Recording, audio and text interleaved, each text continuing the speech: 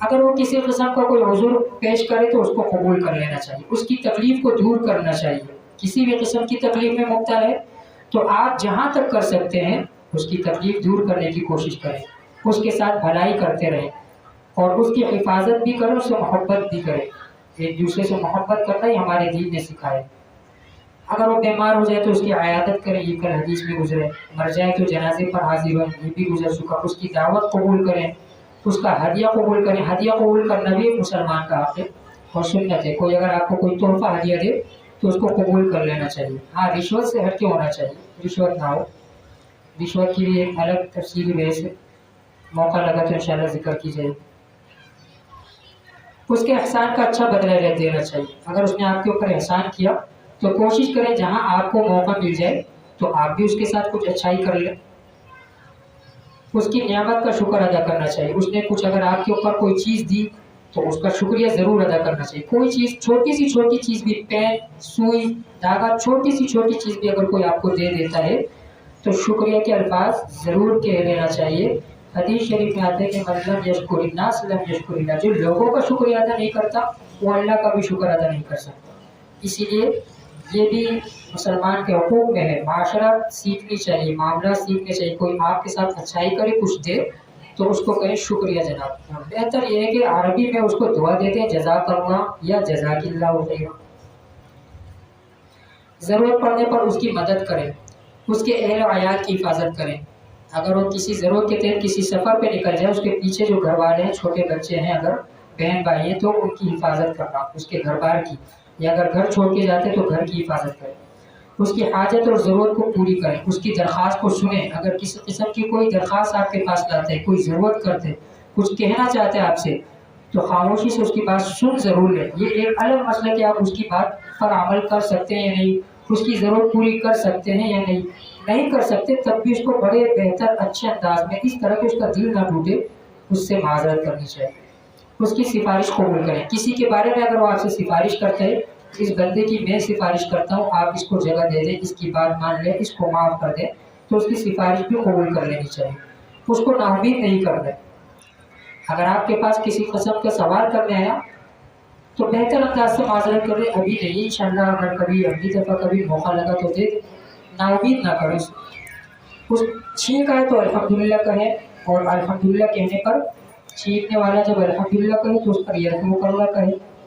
اگر اس کی کوئی چیز گم ہو جائے تو اس کو ڈھونڈنے میں اس کی مدد کرو، اس تک پہنچا دیں، اس کے سلام کا جواب دیں، یہ کل گزر چکا۔ اس سے نرمی اور خوش اخلاقی سے گفتگو کریں، چیخ چلا کے اونچی آواز میں سخت لہجے میں اس طرح بات نہ کریں۔ اس کے ساتھ احسان بھی کریں، اور اگر اس کے بھروسے پر قسم کھا بیٹھے تو پھر اس کو پورا بھی کریں۔ اس پر کوئی ظلم کرتا ہو تو اس کو ظالم کے ظلم سے بچانے کے لیے اس مظلوم کی مدد بھی کریں، اور اگر وہ کسی پر ظلم کرتا ہو تو تب بھی اس کی مدد کریں، مطلب اس کو اس ظلم سے روکیں، یہ اس کی مدد ہے۔ اس کو ظلم سے روکنے کی کوشش کریں کہ یہ تم غلط کر رہے ہو، تم ظلم کر رہے ہو، اور ظالم کی پکڑ ہوتی ہے، تو ظالم اگر ظلم کرتے تو اس کی بھی مدد کریں، یعنی اس کو اس ظلم سے روکیں۔ اس سے محبت کریں، اس سے دشمنی نہ کریں، اور اس کی بے عزتی نہ کریں، اس کو لوگوں کے سامنے رسوا نہ کریں، اس کو ڈانٹے ڈپٹیں۔ جو بات اپنے لیے پسند کرتے ہیں اس کے لیے بھی وہی پسند کریں، بہتر تو یہی اس کے لیے بھی وہی پسند کریں، یا اگر اتنی حیثیت نہیں ہے تو کم درجے کی چیز سے، اگر اپنے لیے دو لائے تو ایک کسی اور کے لیے بھی لیں، مسلمان بھائی کے لیے۔ ملاقات کے وقت سلام کریں، اگر مسافہ بھی کر سکتے تو مسافہ بھی کریں۔ اس سے بدگمانی نہ کریں، بدگمانی یہ گناہ کبیرہ ہے۔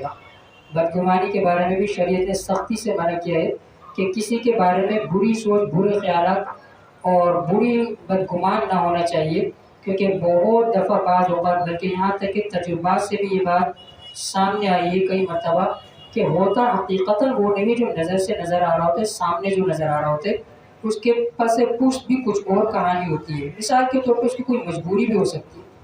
یہاں تک کہ تو شریعت نے یہ بھی اجازت دی کہ اگر کوئی ظالم آپ کی گردن پہ تلوار رکھ کے آپ سے کہے کہ اسلام چھوڑ دو، اللہ کو ایک نہ مانو، اللہ کو رب نہ مانو، تو دل کے اندر اس گناہ کی برائی رکھتے ہوئے اپنی جان بچانا فرض ہے، جان بچانے کے لیے اس کے سامنے کوئی کفر یا کلمہ کہہ دینے کی اجازت ہے۔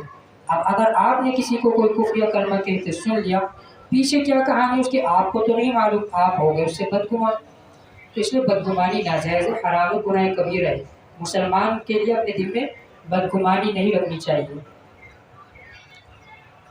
حدیث شریف میں بھی ہمارے پیارے نبی نے حکم فرمائے، ارشاد فرمائے، ظن المؤمنین خیرا، کہ اپنے مسلمان کے ساتھ اچھا گمان رکھا کرو، اچھا گمان رکھا کرو.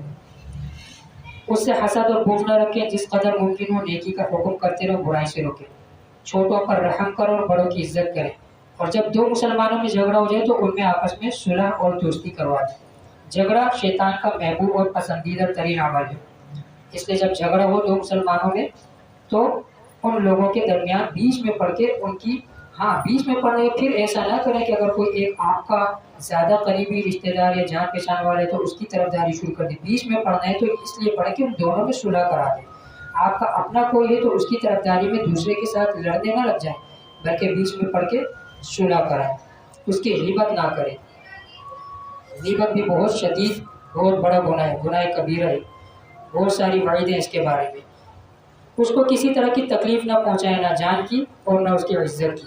اگر سواری پر سوار نہ ہو سکے یا وہ اس سواری پر بوجھ اٹھا کر نہیں لاد سکتا تو اس کو سہارا دے کر سواری پر چڑھا دیں، اس کو بوجھ اٹھانے میں مدد کر دیں، ہاتھ لگا دیں. اور اگر وہ کسی جگہ بیٹھا ہے کسی مجلس میں اور آپ گئے اور آپ نے دیکھا کہ یہ تو کل میں یہی بیٹھا تھا، میری جگہ تھی، میں کل یہی بیٹھی تھی، تو اس کو یہ نہ سوچے کہ یہ میری جگہ بیٹھا ہے، اس کو یہ کہیں کہ اٹھو یہاں سے، یہ تو میری جگہ. اس کو اس کی جگہ سے اٹھا کر وہاں نہ بیٹھے، یہ بھی اس کا حق ہے، کسی دوسری جگہ بیٹھ جائے. اور تیسرے کو تنہا چھوڑ کر دو آدمی آپس میں سرگوشی میں بات نہ کریں، کیونکہ اس سے تیسرے کا دل ٹوٹ سکتا ہے. وہ یہ سمجھ سکتا ہے کہ شاید میرے خلاف یا میری کوئی برائی کر رہے ہیں. میرا حکم یہی ہے کہ جب مجلس میں تین چار لوگ ہوں تو باقی دو کو چھوڑ کر یا ایک اکیلے کو چھوڑ کر باقی دو لوگ سرگوشی میں نہ لگیں. بدگمانی کے بارے میں یہ جو میں نے ذکر کیا کہ کسی سے بدگمانی نہیں کرنی چاہیے. حدیث میں بھی فرمایا کہ ظن المؤمنین خیرا، کہ مسلمان کے ساتھ اچھا گمان رکھو. ایک بہت بڑے اللہ والے بزرگ ہیں، ان سے ہماری ملاقات بھی رہی، بیانات میں شرکت رہی، مفتی محمود الحسن شاہ صاحب کشمیر کے ہیں. یہ فرماتے ہیں کہ بدگمانی پر دلیل دینی پڑے گی قیامت والے دن. چھوٹی بات نہیں ہے کہ اب آپ کسی سے بھی بدگمان ہو گئے، آپ نے سوچ لیجیے ایسا ہی ویسا. فرماتے ہیں کہ بدگمانی پر قیامت کے دن دلیل دینی پڑے گی. اور اچھا گمان اگر آپ نے کسی سے کیا تو اچھے گمان پر دلیل کے بغیر ہی اجر اور ثواب مل جائے گا.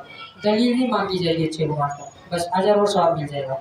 اسی لیے اپنے برے گمان کو اپنی زبان پر لا کر اپنے لیے دوہرا وبال نہ بنائیں. یہ بزرگ کا جملہ میں نے آپ کے سامنے عرض کیا.